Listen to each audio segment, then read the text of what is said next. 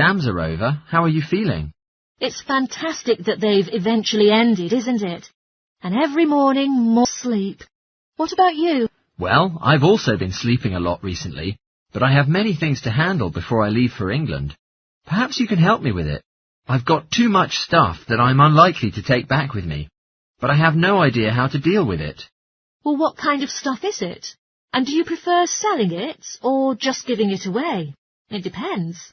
Basically everything I have. The printer, the fridge, and other cooking stuff that I bought from the former renter. But my sleeping bag may be helpful on some occasions. But the newcomers have already brought what they need, so they won't be interested in what I have. And giving them away will cost me too much. I'm not sure how to sell it. Also, I've got some clothes and books. Why don't you just take those with you? The books weigh a lot, so it will easily surpass the airline's baggage allowance, and that will be another huge expense. And my suitcase can't hold the amount of clothes I have. Unbelievable stuff I've got during my time living here. Anyway, those summer clothes I have here in Australia won't be very useful in England. I understand. Well, there is something you can do. First of all, you can put up notices around the campus about the books. You know, in the Student Union building and the Economics department. There are many notice boards. And also, any places that second and third year students will see them. People always want to buy cheap textbooks. Good idea. But what should I write on the notices? Just list the titles and authors of the books, and also with the price you want to charge. Also, some basic information about you, of course, like your name, phone number, and also some little tear-off pieces of paper. Sounds great. And what about the furniture? You could try to put on notices about furniture too, but normally students won't be around all summer, so they have no interest in buying furniture now. You may also try a second-hand shop. The store will send someone here and give you a free quote. Then you decide whether you want to make a deal, but usually you can't expect a really rewardable price offer. Before you hear the rest of the conversation, you have some time to look at questions 6 to 10.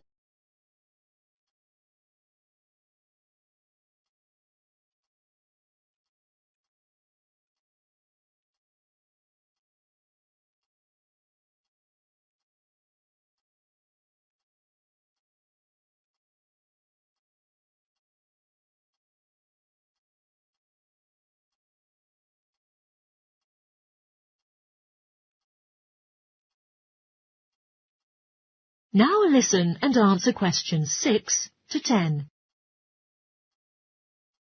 You can also choose to post an advertisement in the Trading Post. Have you heard about that paper? Every week it comes out with advertisements people place about what they want to sell, but you have to pay to have your notice in it, and then wait for calls. Give as much information as possible, and if anyone is interested about your stuff, invite them to come by and check. But making a deal is always difficult. I haven't heard about the Post before, but I should read it now, and I'll put the advertisement about the fridge, the microwave and the furniture on. But I'm not sure whether kitchen stuff is also a good idea.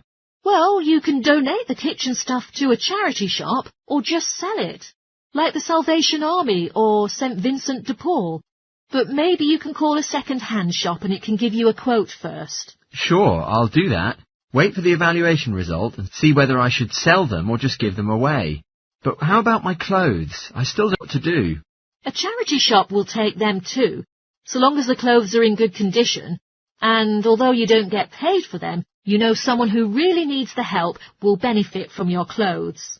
That's very true. I'll put the expensive stuff, like the furniture, on advertisements, and donate the clothes and kitchen things. Come on, let's go and buy a Trading Post and we can write the offer together.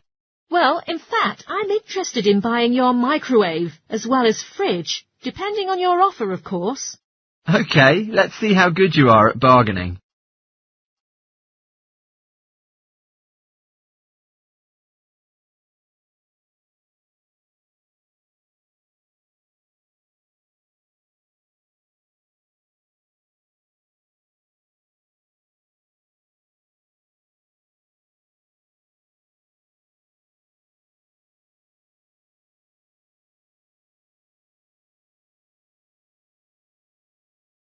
That is the end of part 1. You now have 1 minute to check your answers to part 1.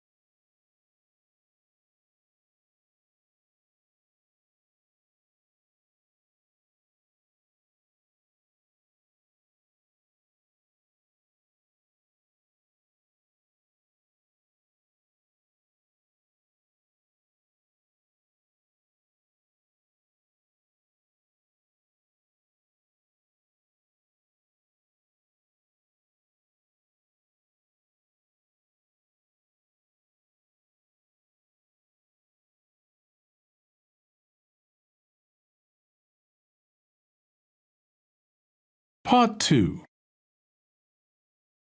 You will hear a guidance counsellor talking to a group of students.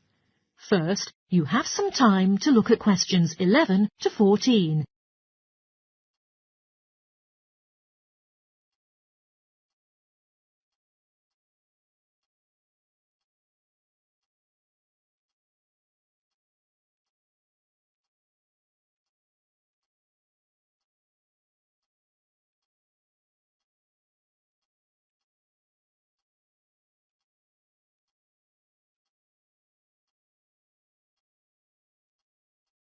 Now listen carefully and answer questions 11 to 14. Good morning, boys and girls. I'm Stephen, working as the counselling administrator at the college's counselling administration. Today I would like to talk with you about the counselling team of the school and the services you can be offered. Now 3 professional counsellors in our team here at St Court. They are Louise Bagshaw, Tony Denby and Naomi Flynn. Each of them holds regular one-on-one sessions with students, but you cannot start counselling with them until you make an appointment with Naomi Flynn first.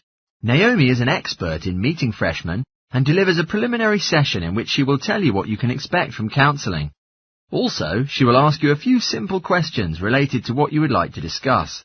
For those who are feeling a bit worried about the counselling steps, this can indeed be helpful. Naomi is also the best choice for students who can only communicate with a counsellor beyond office hours. She's not in the office on Mondays, but she will start working on Wednesday mornings and works late on Thursday evenings. So, before your first class or after your last class on those days, you can see her.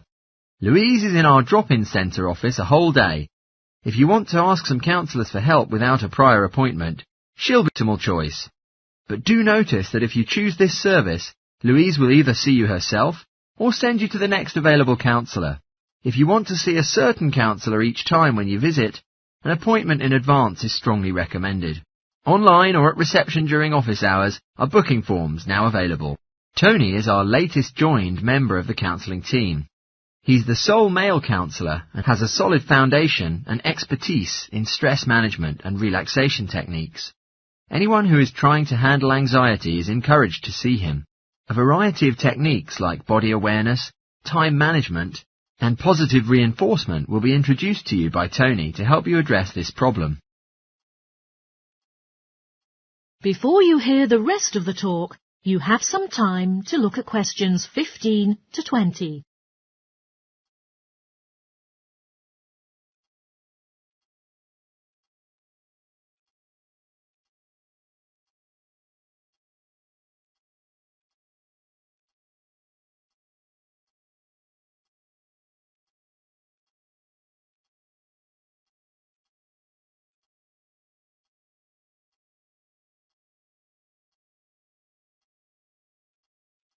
Now listen and answer questions 15 to 20.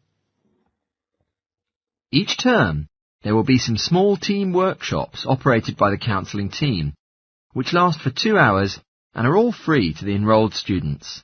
The first workshop we offer is adjusting. For some people, college education is found to be a big shock. It tends to be simple to get lost after the structured learning surroundings of school. Therefore, What is essential for academic success will be shared in this workshop. As anticipated, this offering is targeting first-year students. Getting Organised is the service that the second workshop offers, where we are active to motivate you to break off the habit of putting things off. We'll try to help you get the most out of your time and find out the optimal balance between academic and recreational activities. In this workshop, we're catering to a broader crowd, ranging from undergraduates to postgraduates. The next one is a communication workshop. If you've come from overseas, the way people interact here might be quite different to what you're used to. This workshop will recommend some ways of handling many situations to foreign students. For example, they might find themselves struggling on how to talk with teachers and other staff. It will also cover all aspects of multicultural communication. International students will learn a lot from this class, so we particularly encourage you to come along. But I have to say that occasionally local students can find it helpful as well. Everyone is welcome. The work called Anxiety will be available later on in the year, and it will target something you might be familiar with. That is the nerves and the anxiety brought by the coming exams. Lots of students experience their entire academic careers like this, but surely there is a way to solve problems. Come to the Anxiety Workshop and you can learn several ways to relax and the proper way to breathe, as well as meditation and other methods to keep calm.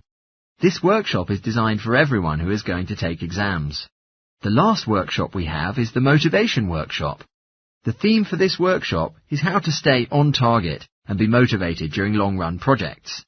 This workshop is only available for research students.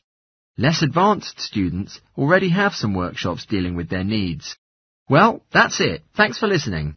If you'd like to learn more information about our services, do visit us at Counselling Service.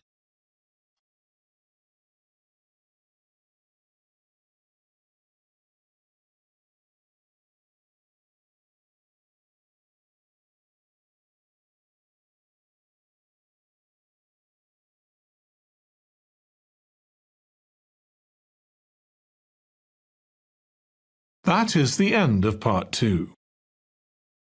You now have 30 seconds to check your answers to part 2.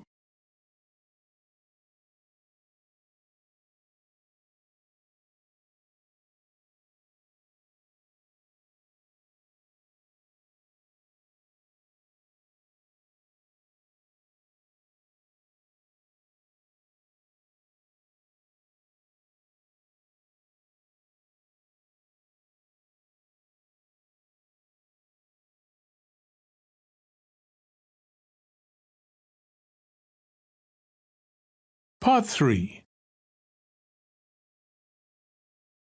You will hear 3 students called Bill, Irene and Jen talking about their experiment preparation they are doing together.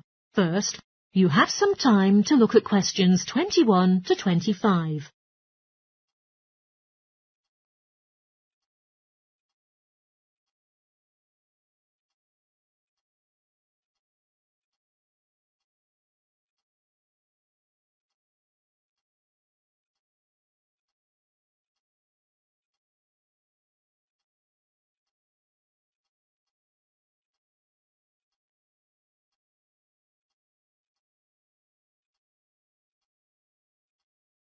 Now listen carefully and answer questions 21 to 25.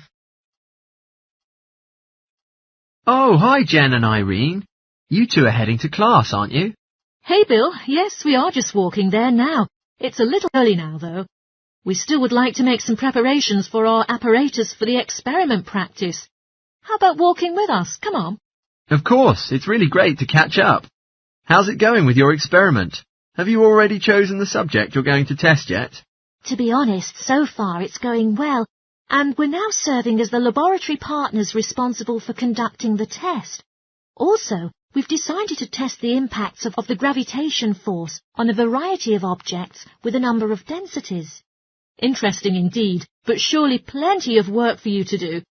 During the last 2 weeks, I've been thinking of and planning the test, and eventually did it yesterday.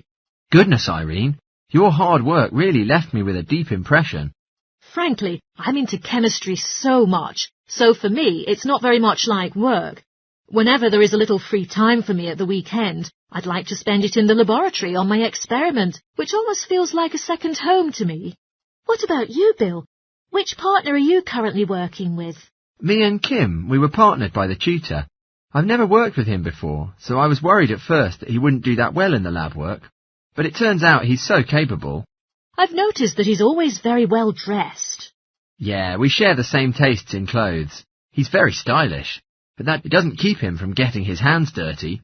He works very hard and makes significant contributions, which I really appreciate. It's great that you and your partner get along with each other well, which I think will bring much more pleasure to your experiments when both of you work well together. What do you think of the other people in our group? Most boys are really good at maths, which is really helpful when it comes to calculations. Irene is also good at maths, so she contributes a lot because she can do all the equations. I am mainly responsible for all the writing parts, since she finds it difficult. Without help between our partners, we'd probably fail. It can't be too true, and I'm so pleased that we've nearly completed it. Only because you finished the data analysis. Come on, Jen, you give me too much credit. I'm so happy that Linda has not been my partner again. In the last experiment, Jen and I were grouped with her, which was really like a nightmare. Yeah, though she always submitted her part of the group work on time, she never took her phone with her, so it was unlikely for anyone to reach her, and vice versa. We were quite annoyed at her attitude, but she was such a hard worker in all fairness, because she realised the amount of work that would be needed to get a high score.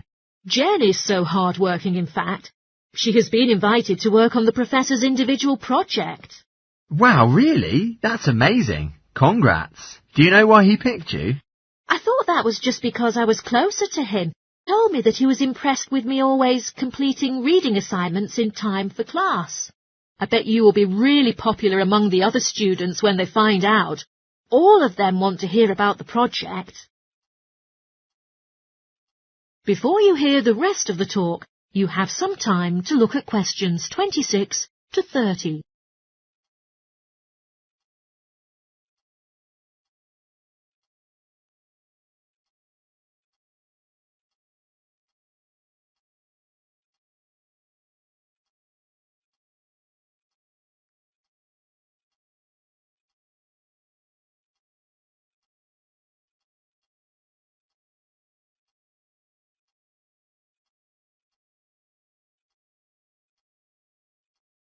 Now listen and answer questions 26 to 30.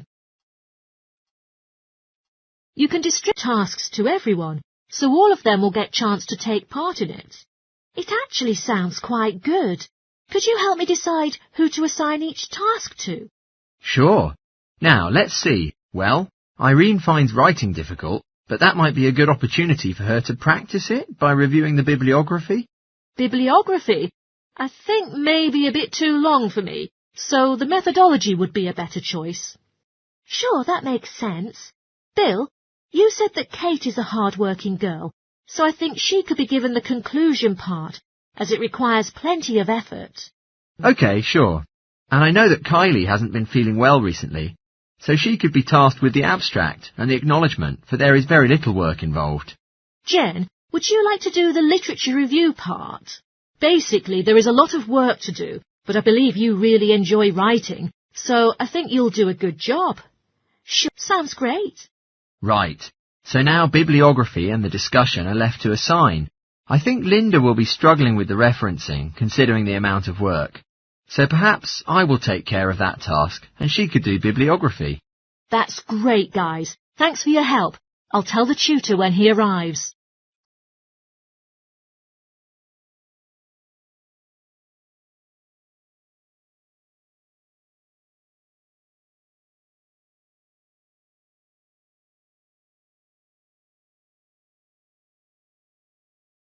That is the end of part 3. You now have 30 seconds to check your answers to part 3.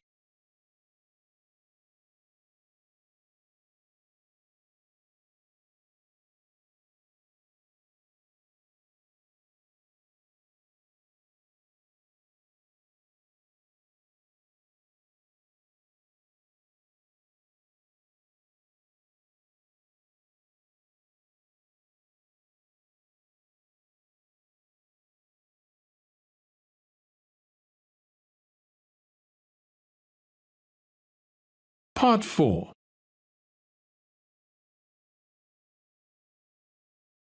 You will hear a psychology student delivering a presentation about the research she is currently conducting on expertise in creative writing.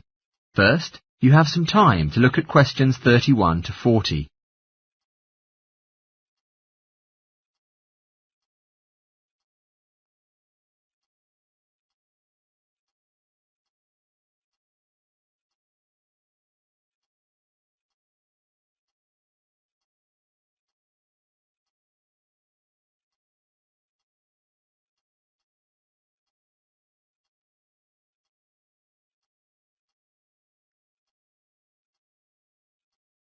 Now, listen carefully and answer questions 31 to 40. Good morning, everyone. I would like to present the summary of work I've done now on my research project, looking into expertise in creative writing.